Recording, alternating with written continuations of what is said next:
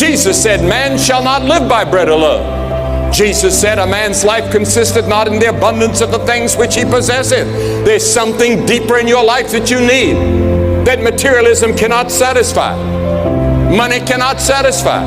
Pleasure cannot satisfy.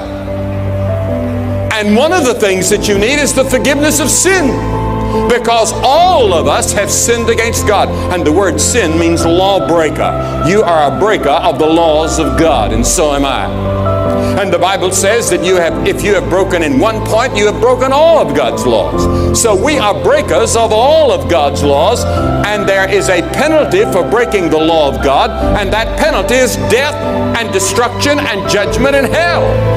That's the penalty. And we're all under sentence. We're like Damocles sitting under that naked sword. We're already under condemnation.